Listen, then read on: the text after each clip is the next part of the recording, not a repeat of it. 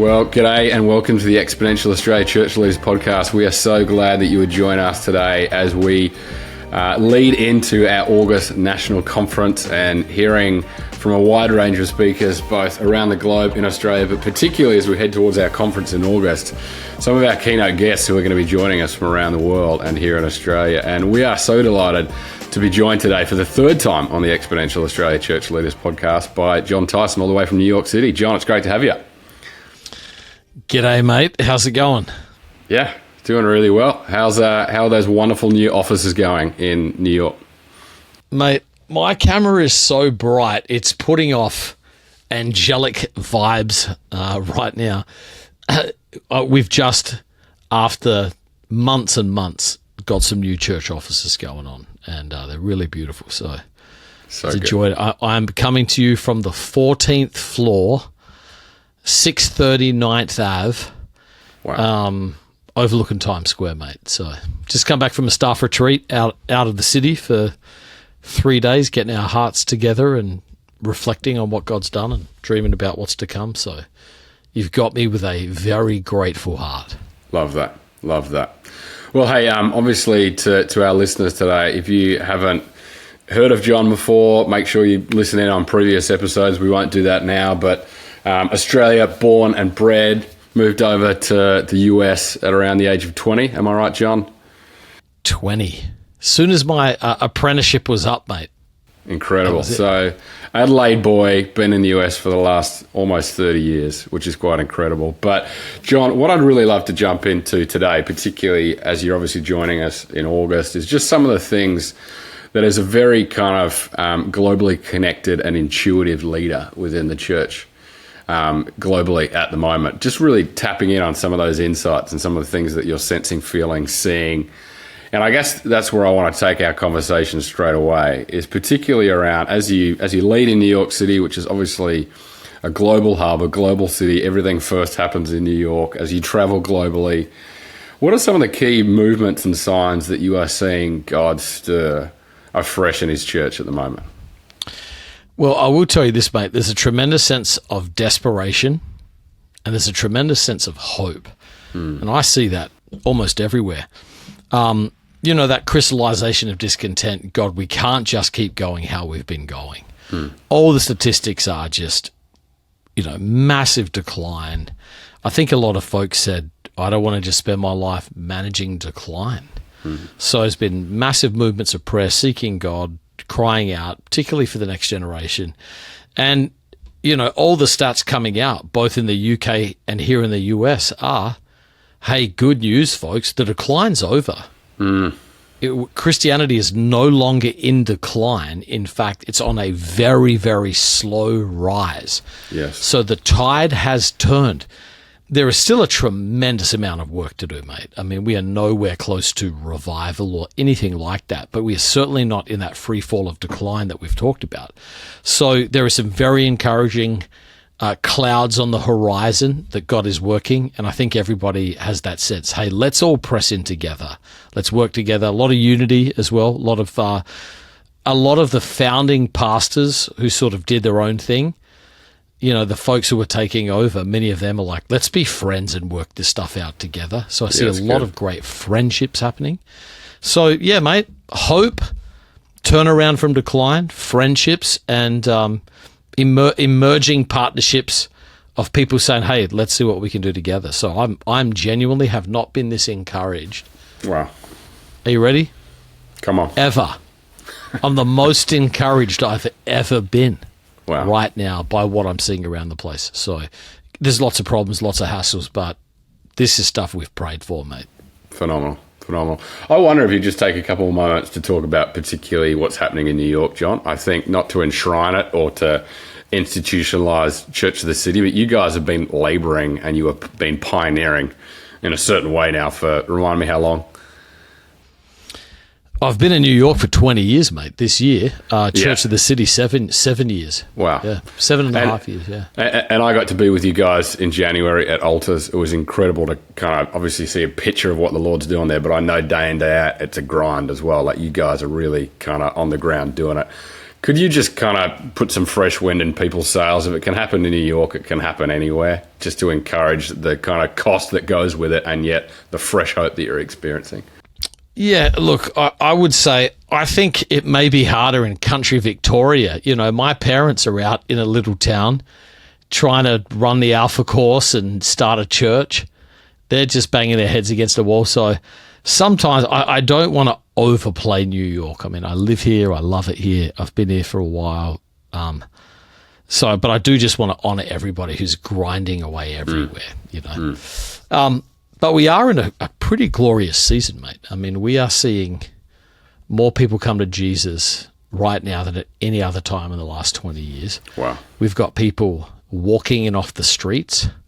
Here's a great story. We just had the Amazon bloke come in, deliver some packages and say, hey, is this a church? They said, yes. And he's like, can I get right with God? And they took him out to lunch and led him to Christ. Come on. Wow. That just happened. We've had people meeting Jesus in their dreams and coming to church. Had a Jewish bloke have a dream about Jesus and give his life to Jesus at our church. Normally it's the Muslims. Had a Jewish bloke. I got kids coming to Christ off TikTok. Got a wedding coming up about a girl who found our church on TikTok and came into our youth group from a TikTok reel. And that's tremendously exciting. There's just so many stories, mate. So I'll tell you, it's an anecdotal story, but it's from a really credible guy. Do you know who Mark Matlock is? Worked for Barna, wrote a book called Resilient Disciple, Faith for Exiles. He's co-authored a bunch of the sort of research books on the state of the church. So he comes to New York a lot, and he said he's just been doing his own research, but 85% of all conversations he has with people involuntarily, without any leading or directing, turn to faith. And Sam Gibson, who you and I both know and love, his wife owns a little bookshop. There was 2 customers in the bookshop. In a little gift shop. She has all these candles she sells, so she was putting some of the candles on. And a bloke comes in off the street and says, wow, this smells like my church. And then there's another lady who's a lady from Brisbane who's randomly in a gift shop, and she says, what is happening in New York? Everywhere I go, people are talking about Jesus or the church. Wow. So there's just this massive openness, mate. There's this massive openness I've never witnessed to the person of Jesus.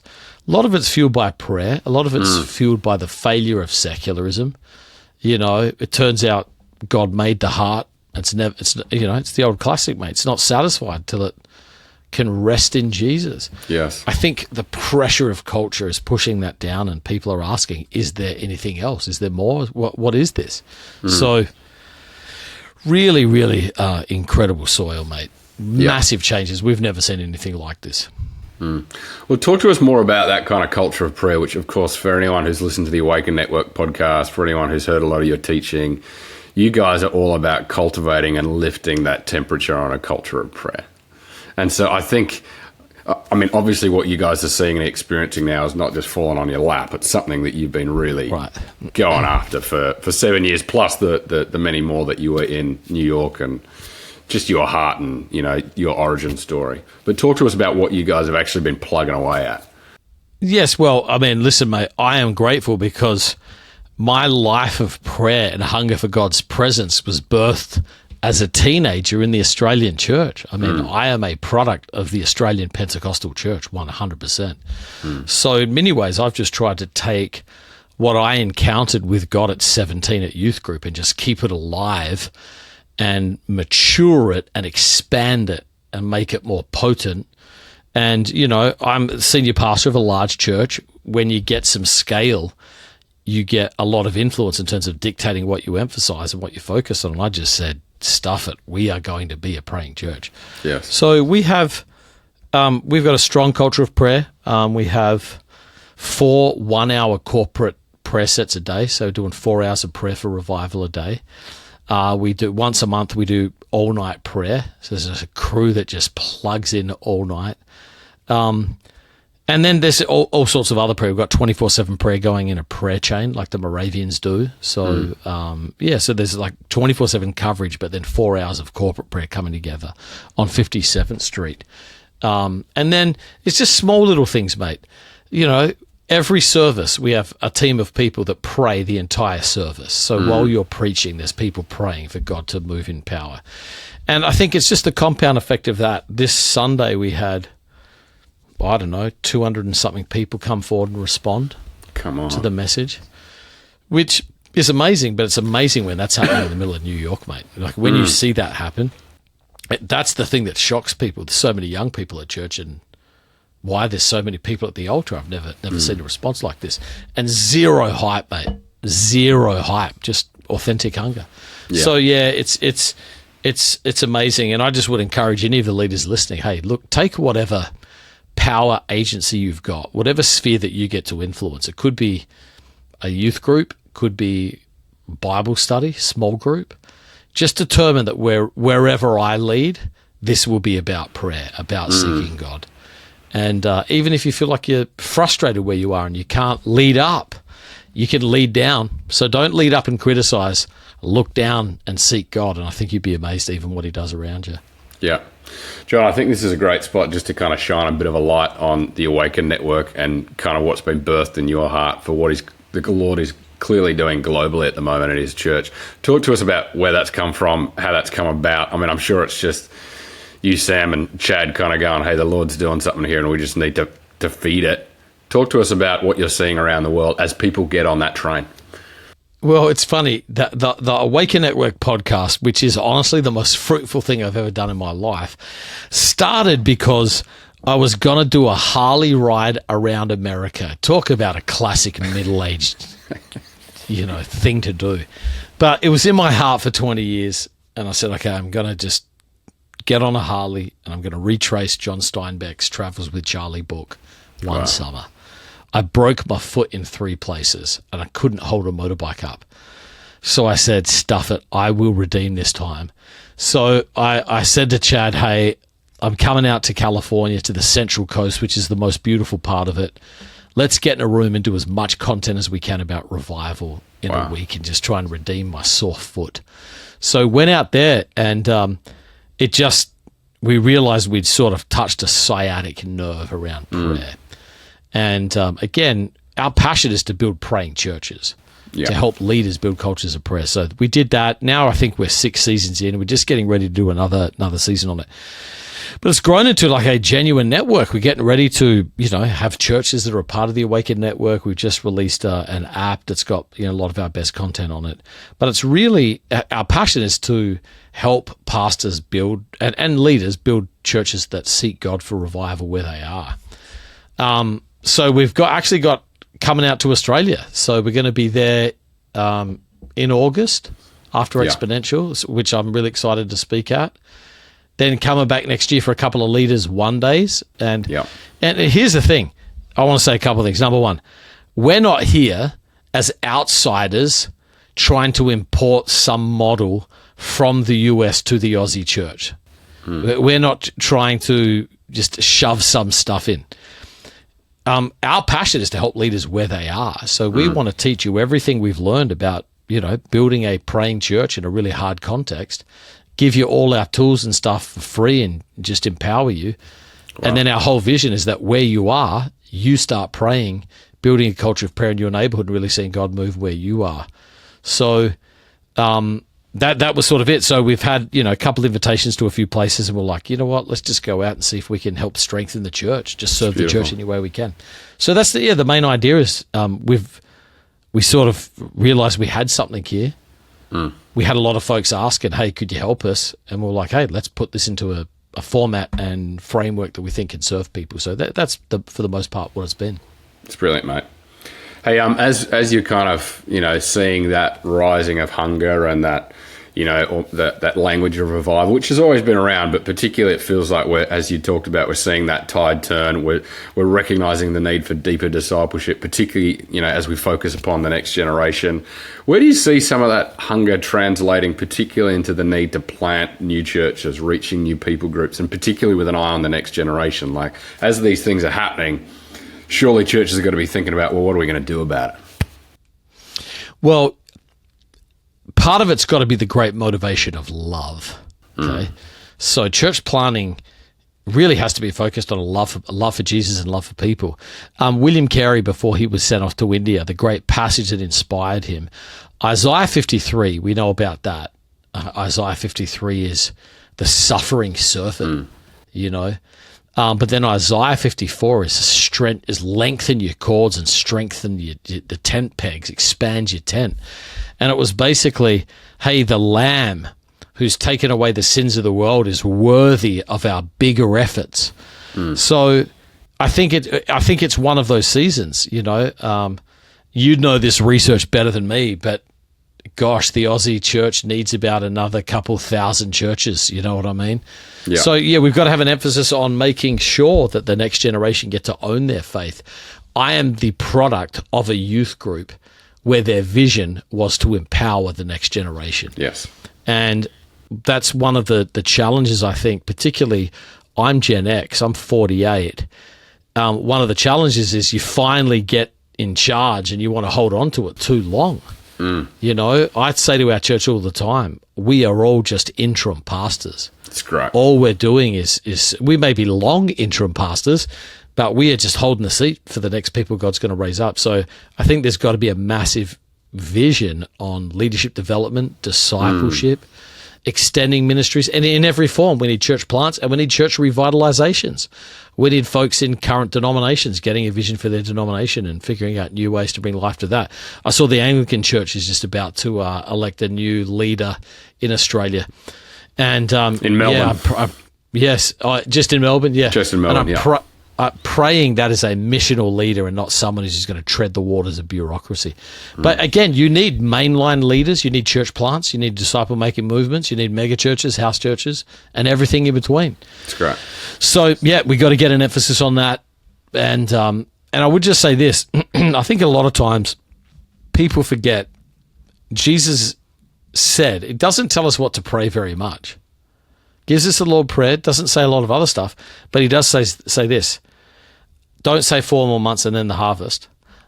Now's the time of harvest. And then he says this, ask the Lord of the harvest to raise up laborers. Yeah. And as we say all the time, you don't have a harvest problem, you have a leader problem. You don't have a leader problem, you have a prayer problem.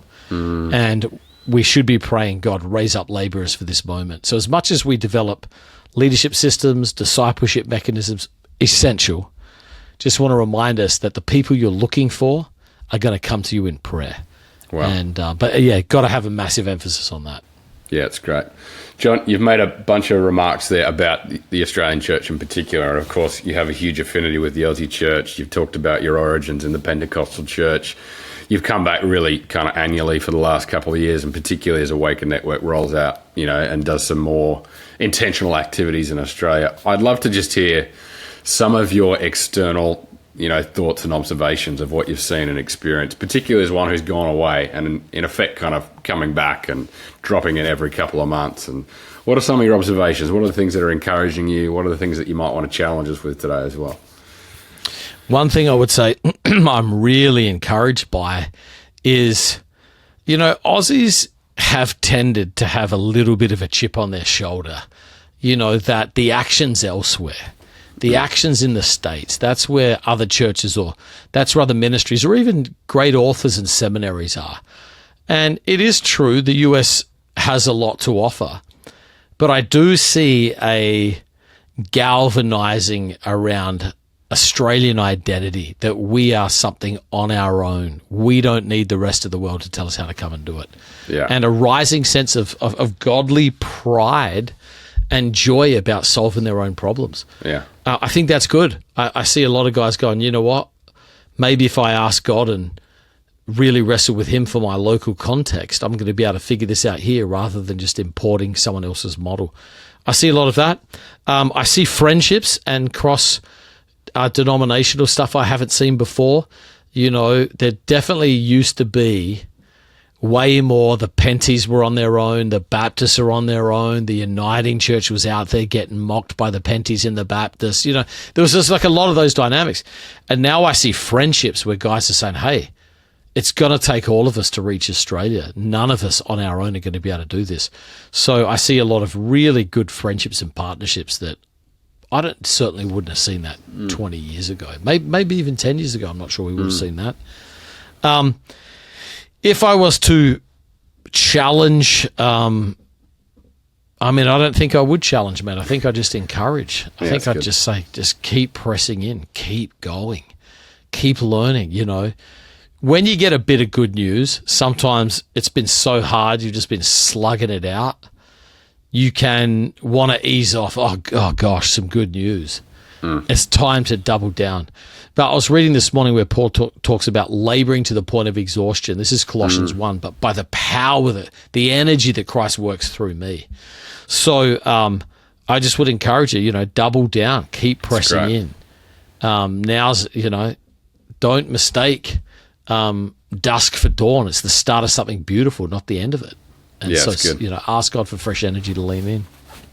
It's good, John. And, just to your first point there, it was super encouraging to be in a room full of leaders last year, of which one of them shared just this prophetic word around gum trees, being only able to grow in Australia, and that being something that's integral to the Australian identity of what does it look like for the church in Australia, as much as we love and appreciate the global church, but also we want to come up with Indigenous solutions and Indigenous opportunities to advance the kingdom. And I thought that was a word in season. I think something that you just kind of alluded to there.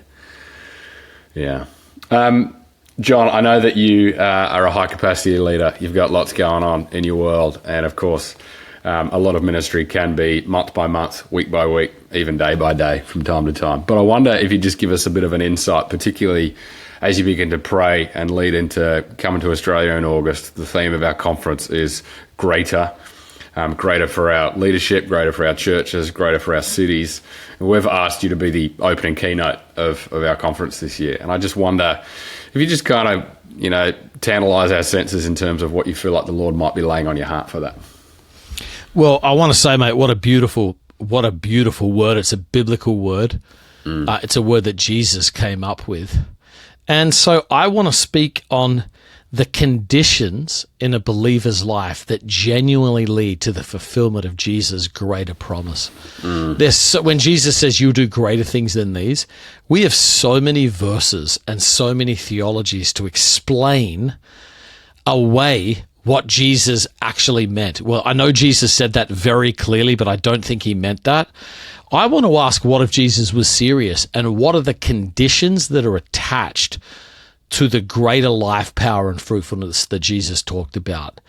And there's a couple of little surprises in there that I think people may not have noticed in that text that will spur them on to both hunger for God and hunger for more fruit in the kingdom of God. So what kind of life sees the greater things Jesus promises, where I want to sort of put my time.